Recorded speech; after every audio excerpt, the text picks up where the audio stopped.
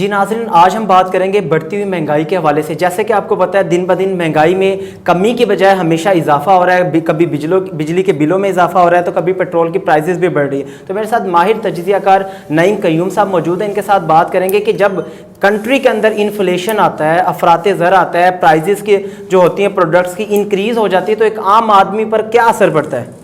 जी बिस्मिल्लाहिर्रहमानिर्रहीम। अच्छा, जो पाकिस्तान के अंदर जो इस टाइम बिजली के हवाले से जो इस टाइम पे मेन टॉपिक चल रहा है और पाकिस्तान के अवाम बहुत ज़्यादा परेशान भी है।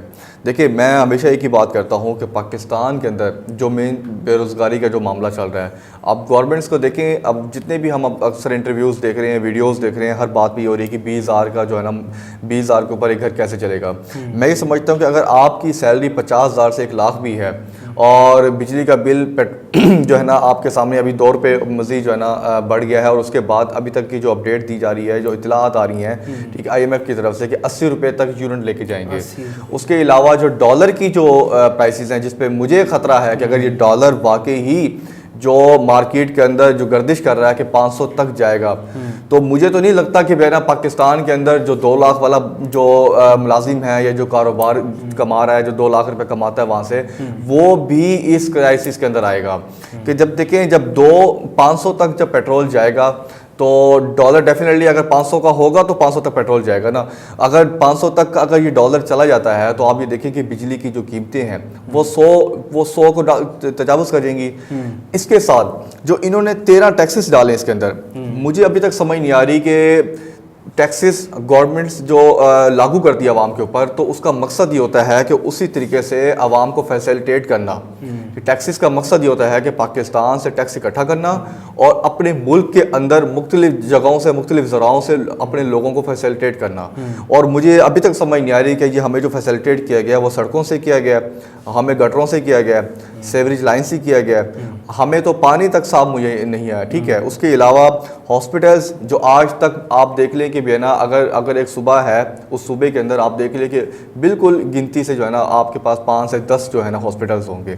क्या हमें ये फैसिलिटेट किया गया? लेकिन आवाम को, हम आम आवाम को, नौजवानों को क्या दिया गया? आप देख रहे हैं कि पाकिस्तान से लाखों, हज़ारों नहीं लाखों नौजवान अब तजावुज़ कर गए हैं, बाहर की तरफ हिजरत कर रहे हैं फॉरेन कंट्रीज़ में, ऑस्ट्रेलिया, US, UK। आप जाके पासपोर्ट ऑफिस में जाके बाहर देखें कि लाइनें कितनी लगी हुई हैं। लोग, नौजवान धड़ाधड़ पासपोर्ट बना के पाकिस्तान को छोड़कर फॉरेन कंट्री जा रहे हैं। क्या वजह? और आपका वज़ीर आज़म क्या बयान दे रहा है इसके ऊपर, तो क्या हुआ? देखें, यही तो मामला है ना कि अगर नौजवान, अगर हमारा जो मेन नौजवान है जिसने इस मुल्क की तरक्की के लिए सोचना है, वो तो बाहर है, तो हम लोग क्या करेंगे पीछे? अच्छा, पूरे कंट्री के अंदर मुल्क गिर एहतजाज हो रहा है, ये जो बिलों की कीमतों में इजाफा हुआ है, और जैसे कि आपने बताया 13 किस्म के टैक्सेस लगा दिए गए। गालबन मुझे उनके नाम भी नहीं पता होंगे वो टैक्स किस किस्म के हैं। तो ये मुल्क गिर एहतजाज हो रहा है, क्या गवर्नमेंट की तरफ से कोई रिलीफ मिलता हुआ इस आवाम के ऊपर नज़र आ रहा है आपको? देखिए, मुझे तो हंसी आ रही है इस बात के ऊपर कि जो बयान आया कि ना हम जो ना गवर्नमेंट आवाम को जो ना रिलीफ देने जा रहे हैं, जो ना मीटिंग बैठ रही है, इजलास हो रहा है, 2 दिन का इजलास हो गया, और एंड में जो मुद्दा निकला है वो ये निकला है कि हमें क्या करना है, हम आवाम को रिलीफ देने जा रहे हैं। वो रिलीफ ये है कि जो बिल के, अगर आपके पास 50,000 का बिल आया है तो आप उसकी 2 इंस्टॉलमेंट बनाकर 25,000 के इंस्टॉलमेंट भर के जो 25,000 है वो आप अगले महीने भरते हैं। आप ये बताएं कि जो बंदा 50,000 बिल नहीं भर सकता या वो 10,000 बिल नहीं भर सकता, वो आधी इंस्टॉलमेंट करवा के भर देगा, और अगला जो आधा इंस्टॉलमेंट अगले महीने जाएगा तो वो तो 1.5 माह का हो जाएगा। तो एक घर 1 माह का बिल नहीं पे कर सकता, वो अगले महीने 1.5 माह का बिल कैसे पे करेगा?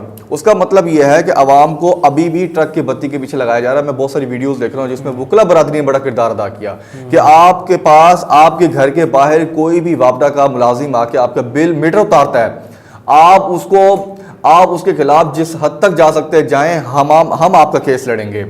आपका मीटर कोई नहीं उतार सकता, आपकी जो मीटर है आपकी मलकियत है। लेकिन आप ये देखें कि वापडा वाला का जो किरदार है, एक तो वो आपका जो बिल रीडिंग करेंगे वो आपकी 15 तारीख के बाद करेंगे। अभी आप देख लें कि रिसेंटली कल की वीडियो है, और आप देख लें कि जो 30 तारीख आ चुकी है, आज 30 तारीख है और अभी तक रीडिंग हो रही है। ये अलमिया है वापडा वालों की तरफ से कि जितना हो सके इस आवाम की खाल उतारी जाए। तो ये करेगा कौन? नहीं साहब, ये देखें ना, अगर रीडिंग ऐसी हो रही है, मैं ये समझता हूँ, मैं क्लियर बता रहा हूँ, मैं ये समझता हूँ कि मुझ पर इस टाइम पे फ़र्ज़ है कि मुझे अब सड़कों पे नहीं, मुझे अब इस गवर्नमेंट के खिलाफ मुझे जो है ना वापडा के बाहर बैठना पड़ेगा। हम सब पब्लिक को जिस तरह सिविल नाफरमानी का मामला होगा, मैं सिविल नाफरमानी की बात नहीं कर रहा, मैं सिर्फ इस हद तक कह रहा हूं कि जो हमारा हक है, जो हमारा हक है लेने का, हमें उस तरीके से हक लेना चाहिए। हमें सड़कें ब्लॉक नहीं करनी चाहिए, हमें जो है ना गिराओ जराओ जिस तरह हम करते हैं वो नहीं करना चाहिए। हमें वापडा के बाहर, हमें इन वजीरों के घरों के बाहर बैठना चाहिए और तब उठना चाहिए जब हमारे पाकिस्तान की बात पूरी हो। ये नहीं कि मेरे घर का बीटर जो है ना मेरा लग जाए या मेरे ज़ाती मसाइल हल हो। जब तक ये 13 टैक्सेस ख़त्म ना हो, जब तक बिजली के बिलों की एक कंसिस्टेंसी, एक मुकम्मल ना बात की जाए कि भाई ये यूनिट होगा फिक्स और ये 5 साल तक, 3 साल तक, 2 साल तक ये ऐसे ही रहेगा, इसके अलावा इजाफी टैक्स आपके ऊपर मुसल्लत नहीं होंगे। हमें पता तो हो कि हमने कितना बिल पे करना है। कभी हमारा 10,000 बिल आ रहा है, कभी हमारा 15 आ रहा है, कभी 20 आ रहा है, कभी 25 आ रहा है, कभी 30 आ रहा है। अब आप देखें कि जिन लोगों के घरों के बिल जिंदगी में 20,000 नहीं है, आज उनके घरों के बिल 50-50, 60-60 हज़ार आ रहे हैं। एक मैंने वीडियो देखी, उस गरीब के बच्चे का तकरीबन कोई मीटर के मुताबिक 1200 यूनिट बनते हैं, 1200, उसका बिल 1.5 लाख आया हुआ है। मतलब इस हद तक गफलत, इस हद तक जो है ना, जो लोग हमारे अपने घर की चीजें बेच रहे हैं बिलों को अदा करने, खुदकुशियां कर रहे हैं सर, खुदकुशियां कर रहे हैं। आप ये देखें, ये केसेस बढ़ेंगे और मुझे अफसोस होता है कि भी है ना, हम खुदकुशी करने के बजाय हम इन लोगों को क्यों नहीं पकड़ते, हम इन लोगों के घरों के बाहर क्यों नहीं बैठते, हम इन वजीरों मशीरों, हम इन वापडा वालों के घरों के बाहर क्यों नहीं बैठते, जिन्होंने आम आवाम का जीना हराम कर दिया, जिन्होंने अपने घरों के यूनिट, जिन्होंने ब्यूरोक्रेट्स के, जिन्होंने बड़े बड़े वजीरों के यूनिट्स जो वो फ्री यूज करते हैं, वो हम आम पब्लिक के ऊपर क्यों? हम आखिर कब तक इनके जो है ना मीटर, इनके जो बिजली की बिल हैं हम पे करेंगे? हम कब तक मुख्तलिफ किस्म के टैक्सेस हम खुद बेयर करें? आप हमें अच्छी जॉब्स दें, आप हमें अच्छे कारोबार दें, आप हमें हर तरह की फैसिलिटेट मुहैया करें, आप 2 लाख का बिल लेकर आएँ। जब आप हमें इस काबिल बनाएंगे कि हम पाकिस्तान के अंदर गवर्नमेंट के जो है ना ज़ेर ज़मीन जो है ना, हम जहाँ पर 10 लाख कमा रहे हैं तो हम आपका 2 लाख भी बिल पे करेंगे। हमें सहूलत तो दें। आप हमें सहूलत दे रहे हैं 20,000 की, आप हमें सहूलत दे रहे हैं 20,000 की। हमारी जो एक आम लेबर की जो तबके की जो दिहाड़ी है वो 800 रुपया पर डे का है, और 800 पर डे का मतलब ये नहीं कि भी है ना 30 के दिन दिहाड़ी है। अगर उसकी महीने के अंदर 4 छुट्टियां हैं तो 4 दिन दिहाड़ी ना लगे, उसका मतलब ये है कि वो तो टोटल 24 दिन काम कर रहा है। उसका तो, उसकी जो इनकम है मंथ की, वो तो 20,000 से 25,000 है। वो कैसे इस चीज को बेयर करेगा? वो पेट्रोल अभी बीच में नहीं डाला गया, उसका जो है ना खाना पीना नहीं डाला गया, उसकी खुशी गमी उसमें नहीं डाली गई, उसके घर के और मामला हैं, उसके बच्चों की तालीम का मामला है, उसकी सेहत का मामला है, उसका हर तरह का मामला है, वो तो उसमें ऐड ही नहीं किया गया। ये तो मैं जस्ट वो चीज ऐड कर रहा हूं कि जो उसकी दिहाड़ी, उसकी बिजली का बिल, उसका मतलब ये हुआ कि हम बच्चे पैदा करें और हम सड़कों में बिठा दें।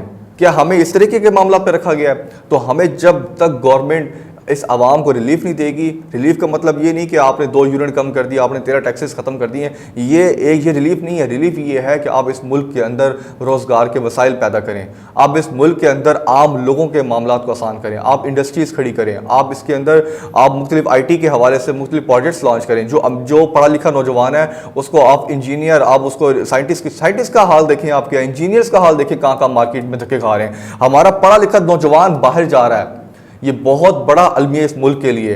हमारे यहाँ पर अभी मास्टर होता नहीं है तो दूसरी फ्लाइट जो है ना वो आपके बाहर के मुल्क की होती है, वो अपना घर बाहर बेच के वो कर्जा उठा के बाहर के मुल्क जा रहा है ताकि वहाँ पर मैं जो है ना वॉशरूम भी साफ कर लूँ तो मुझे कम से कम इतना तो होगा ना कि मेरे घर के अंदर 1 लाख, 1.5 लाख, 2 लाख आ रहा है। ये अलमिया हो चुका है। उसका टैलेंट, उसका जो पैशन, उसकी जो स्किल्स थी वो बिल्कुल जो है ना महरूम हो चुकी हैं। और जो नौजवान, जो बच्चे, जो बच्चियाँ अच्छी स्किल्स हासिल करें, जो अच्छे टैलेंट, आप देखते होंगे अक्सर कि बिजली जो है ना पैदा कर रहे हैं, अक्सर आप देखते होंगे कि ना साइकिल से जो है ना बिजली जनरेट हो रही है, वो कहाँ चले जाते हैं? वो मुल्क से बाहर चले जाते हैं, क्योंकि उनके टैलेंट को सराहा नहीं जाता है, उनकी स्किल्स को, पाकिस्तान का यूटिलाइजेशन।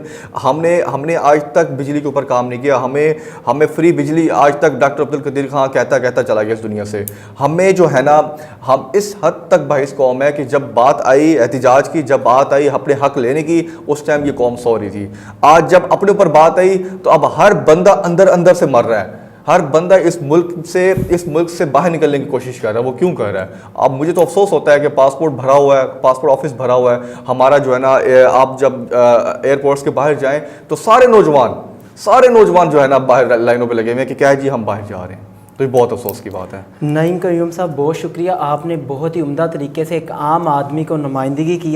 एक आम आदमी का जो मसला है ग्रास रूट लेवल पर हो या अपर लेवल पर हो या जिस तरीके से जो भी मामलात है, हमारी जो नेक तवक्कुआत और नेक ख्वाहिशात इस कंट्री के लिए कि कोई ना कोई ऐसा इकदाम किया जाए जो कि गरीब के हक़ में भी हो। नेक्स्ट प्रोग्राम में आपके साथ फिर मुलाकात होगी, तब तक के लिए अल्लाह हाफिज़।